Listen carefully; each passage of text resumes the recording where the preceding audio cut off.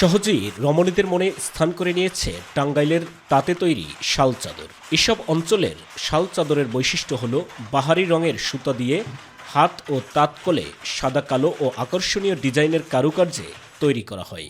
2-2.5 হাত প্রস্থ এবং 4-5 হাত দৈর্ঘ্যে তৈরি হয় এসব শাল চাদর।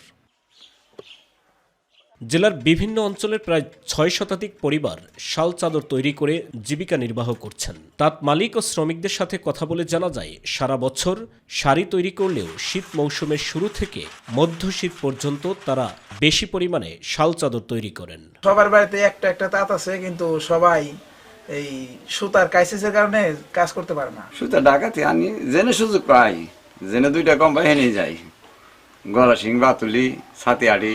আমরা কাইটা খালি ওই বাইন্দা দিয়ে দিই, ওরা নিয়ে ধুইবো, ইস্ত্রি করবো।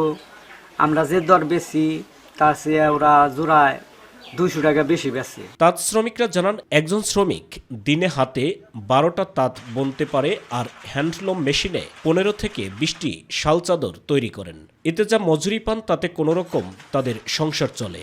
আর তাঁত মালিকরা জানান, সুতাসহ বিভিন্ন উপকরণের মূল্য বৃদ্ধির কারণে তাদের শাল চাদর তৈরির প্রধান প্রতিবন্ধকতা। মাস আপনার কন্টিনিউ চলে শীতের যে মৌসুমে, আর গরমের সিজনে হয়তো একটু কম থাকে, কিন্তু আমরা স্টক করে রাখি না। এটা নিয়ে আমাদের পুরো ফ্যামিলি চলে, এটা দিয়ে সংসার চলে আমাদের, কিন্তু তেমন আমরা পাই না বেশি।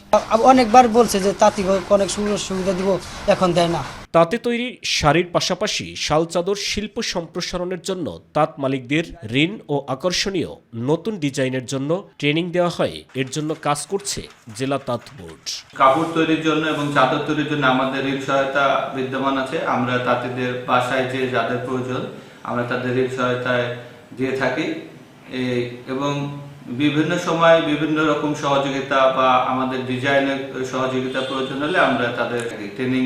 সুষ্ঠু বাজার ব্যবস্থাপনা, সরকারি প্রণোদনার পরিধি আরও বাড়ানো এবং সরকারিভাবে শীত প্রধান দেশগুলোতে ব্যাপক হারে শাল চাদর রপ্তানির উদ্যোগ নেওয়া গেলে আরও অনেক দূর এগিয়ে যাবে এই শিল্প, এমনটাই মনে করছেন শিল্পের সাথে জড়িতরা।